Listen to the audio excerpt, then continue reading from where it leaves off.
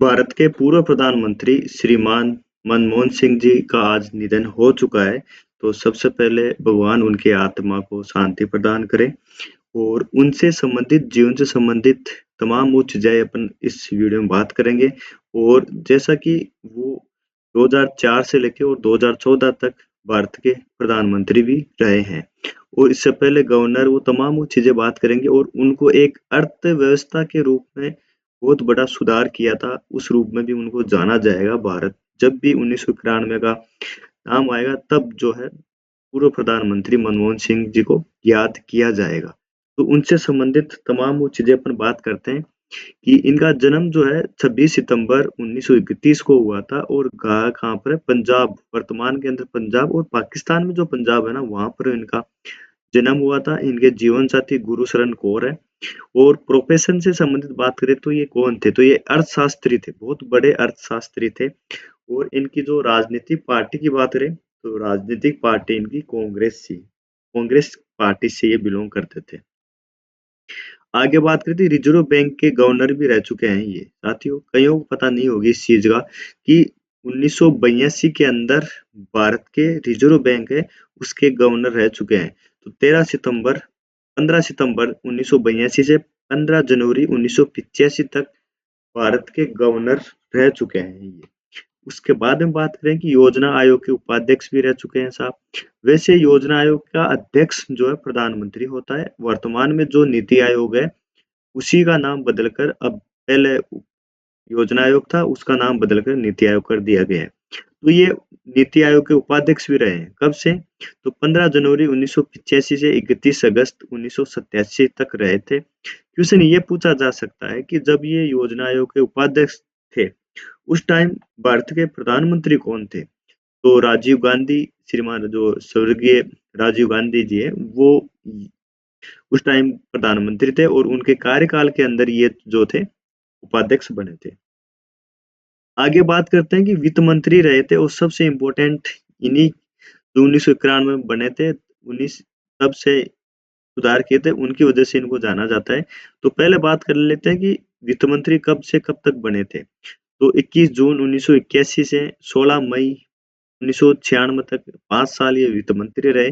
प्रधानमंत्री कौन थे? तो प्रधानमंत्री जो थे पीवी नरसिम्हा राव थे। तो अब बात करते हैं कि 1991 में जब वित्त मंत्री बने तो उन्होंने बजट पेश किया था। तो उसी बजट के अंदर जो उदारीकरण है, निजीकरण है, वैश्वीकरण है, इससे जुड़ी अहम घोषणाएं की थी।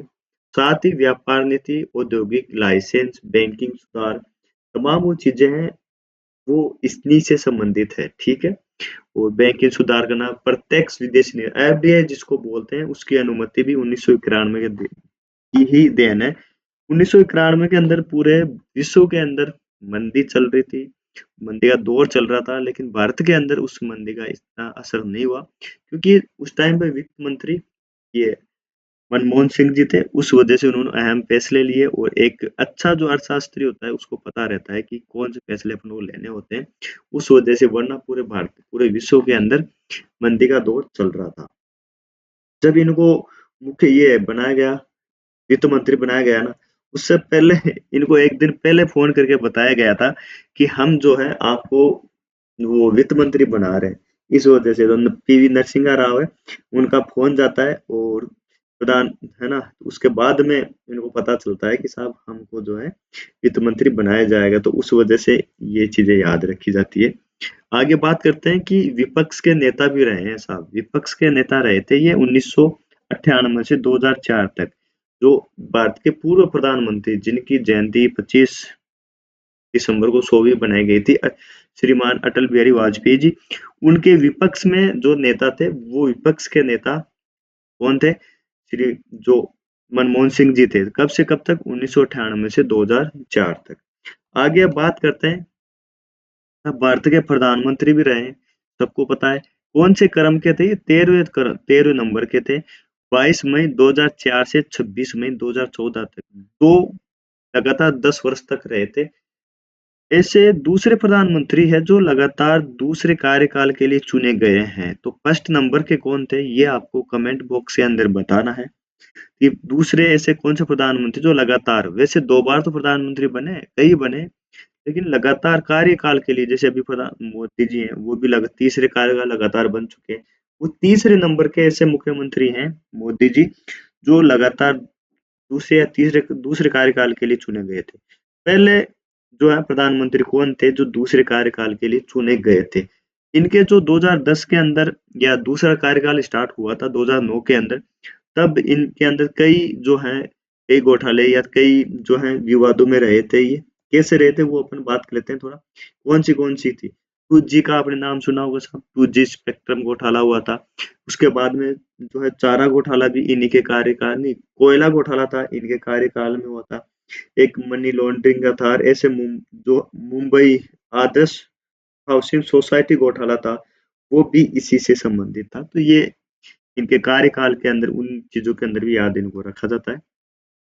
आगे बात करें कि राजस्थान से राज्यसभा सांसद भी रहे थे साहब ये। ये चीज़ भी आपको इम्पोर्टेंट है कि राजस्थान से राज्यसभा सांसद तक कब चुने गए थे, तो 2019 के अंदर चुना गया था इनको, और जब कांग्रेस की सरकार थी तब ये चुने गए थे, ठीक है? तो ये हो गया अपना, और जो है ये वापिस रिपीट हो चुका है। तो ये था अपना, ठीक है? अब आज के वीडियो में इतना ही साथियों, बाकी मिलते हैं नई वीडियो में। जब तक जय हिंद, जय भारत।